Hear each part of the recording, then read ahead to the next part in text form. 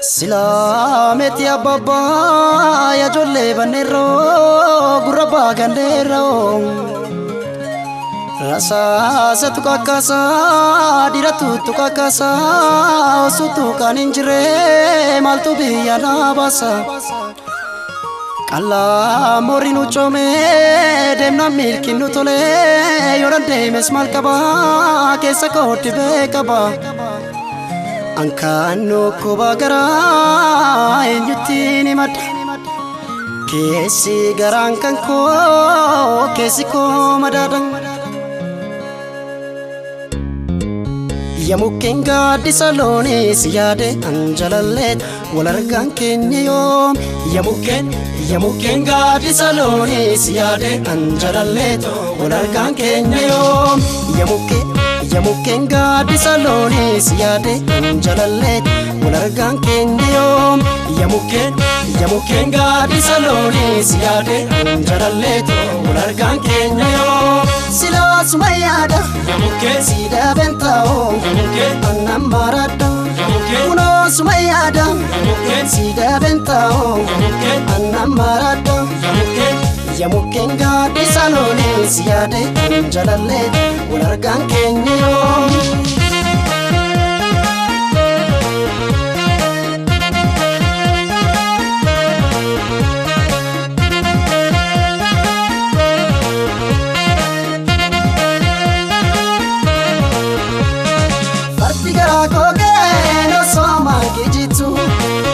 Fembulle na sodi nijirtu ya rabbi agofta samunu gudisi kadanu ragabi gojinu dabarsi kadanu ragabi gojinu dabarsi sila wali galle tumarka warkabani namunu rabbi roristu asato kotane egadu yalammi kan koirona nisibe rabbi kudanu ragabu raibe kama karalati alalati ibegama alalati nuragabi alalati nudagaksi alalati me arabi alalati na Kenya alalati ijajamsi alalati waligalte alalati numulisi alalati wallaluma alalati rejamsi alalati ibebara anges nurra alalati rakoroba nuragabi alalati sitiyana me arabi alalati gargarbane alalati mafajana alalati walinganu alalati walifduna alalati gargarbane alalati mafajana alalati walinganu alalati walifduna alalati walifduna alalati walifduna alalati walifduna alalati walifduna Silaameti ababa ya jolle banero guraba gandero rasa satu kakasa diratu tu kakasa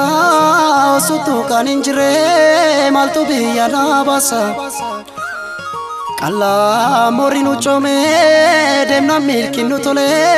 yoran demes malkaba kesa koti bekaba Angkano ko bagara enyutini mad kesi garangkan ko kesi ko madadang ya mungkin di salone siade anjalalet walargan kenya yom ya mungkin di salone siade anjalalet walargan kenya yom ya mungkin di salone siade anjalalet walargan kenya yom ya mungkin di salone siade anjalalet walargan kenya yom sila sumayada ya mungkin sida bentao anam marada uno sumayada sida bentao anam marada ya mungkin di salone siade anjalalet walargan kenya yom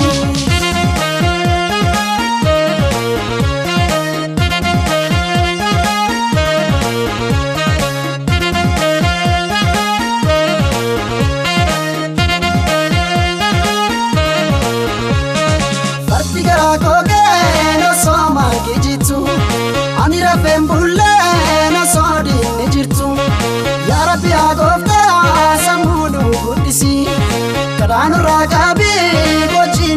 dabarsi karaanurraa qabii gojiinu dabarsi sila walii galleetuma harkaan wal qabanne namoonni irratti roorristu osoo tokko taane eeggadhu yaalammii kan koo yeroon inni sibe rabbii guddaan nurraa qabuudha beekamaa karaanatti beekamaa nurraa qabi nu dagaagsi mee yaa rabbi diina keenya ijaajamsi walii galte nu mul'isi wallaalummaa irree cabsi dhibee baraa hongees nurra rakkoo roobaa nurraa qabi sitti yaadna.